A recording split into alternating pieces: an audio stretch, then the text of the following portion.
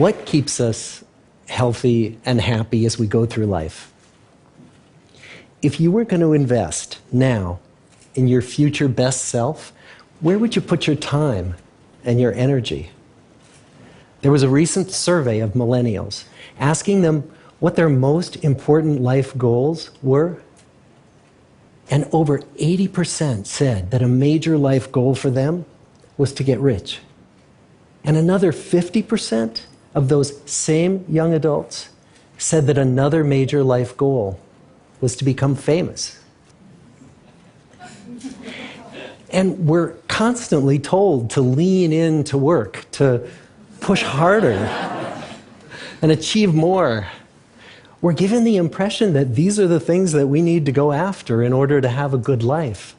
Pictures of entire lives, of the choices that people make and how those choices work out for them, those pictures are almost impossible to get.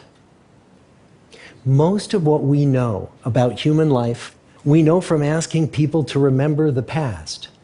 And as we know, hindsight is anything but 20/20.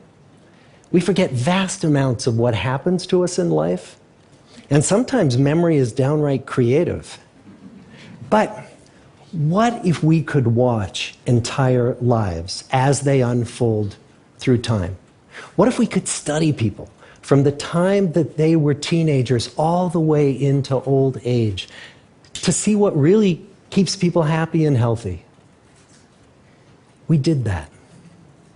The Harvard study of adult development may be the longest study of adult life that's ever been done. For 75 years, we've tracked the lives of 724 men.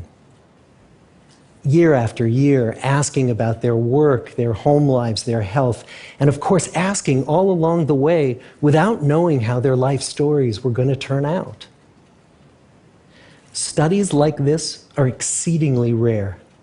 Almost all projects of this kind fall apart within a decade because too many people drop out of the study, or funding for the research dries up, or the researchers get distracted, or they die, and nobody moves the ball further down the field.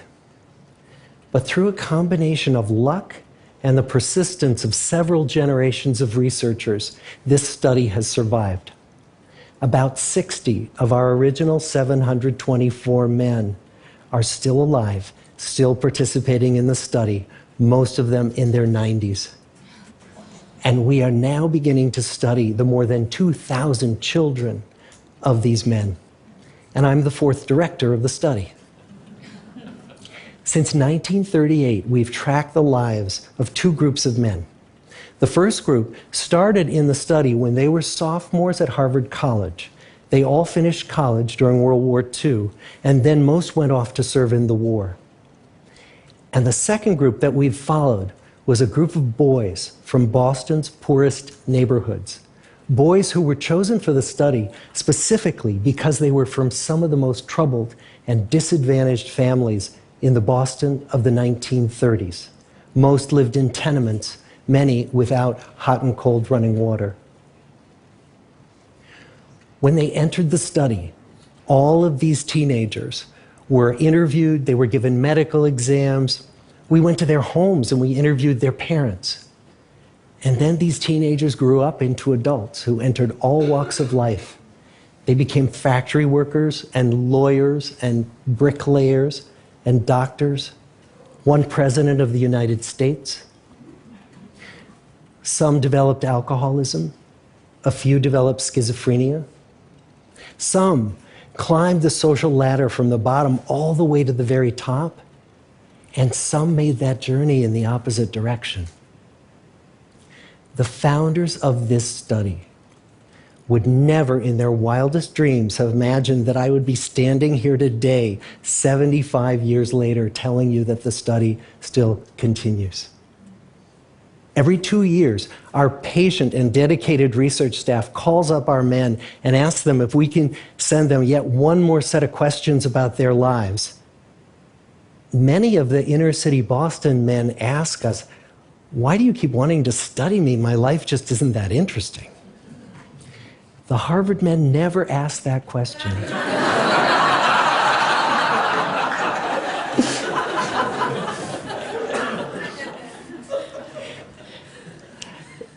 get the clearest picture of these lives, we don't just send them questionnaires. We interview them in their living rooms. We get their medical records from their doctors. We draw their blood. We scan their brains. We talk to their children.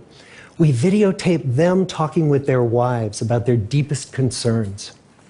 And when, about a decade ago, we finally asked the wives if they would join us as members of the study, many of the women said, "You know, it's about time." So what have we learned?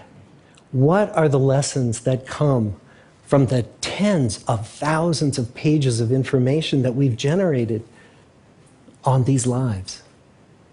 Well, the lessons aren't about wealth or fame or working harder and harder. The clearest message that we get from this 75-year study is this: good relationships keep us happier and healthier, period. We've learned 3 big lessons about relationships. The first is that social connections are really good for us and that loneliness kills. It turns out that people who are more socially connected to family, to friends, to community are happier, they're physically healthier, and they live longer than people who are less well connected. And the experience of loneliness turns out to be toxic. People who are more isolated than they want to be from others find that they are less happy, their health declines earlier in midlife, their brain functioning declines sooner, and they live shorter lives than people who are not lonely. And the sad fact is that at any given time, more than 1 in 5 Americans will report that they're lonely. And we know that you can be lonely in a crowd and you can be lonely in a marriage. So the second big lesson that we learned is that it's not just the number of friends you have, and it's not whether or not you're in a committed relationship, but it's the quality of your close relationships that matters. It turns out that living in the midst of conflict is really bad for our health. High conflict marriages, for example, without much affection, turn out to be very bad for our health, perhaps worse than getting divorced. And living in the midst of good, warm relationships is protective. Once we had followed our men all the way into their 80s, we wanted to look back at them at midlife and to see if we could predict who was going to grow into a happy, healthy octogenarian and who wasn't. And when we gathered together everything we knew about them at age 50, it wasn't their middle-aged cholesterol levels that predicted how they were going to grow old. It was how satisfied they were in their relationships. The people who were the most satisfied in their relationships at age 50 were the healthiest at age 80. And good, close relationships seem to buffer us from some of the slings and arrows of getting old. Our most happily partnered men and women reported in their 80s that on the days when they had more physical pain, their moods stayed just as happy. But the people who were in unhappy relationships, on the days when they reported more physical pain, it was magnified by more emotional pain.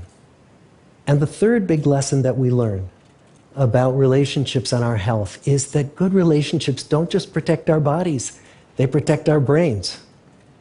It turns out that being in a securely attached relationship to another person in your 80s is protective. That the people who are in relationships where they really feel they can count on the other person in times of need, those people's memories stay sharper longer.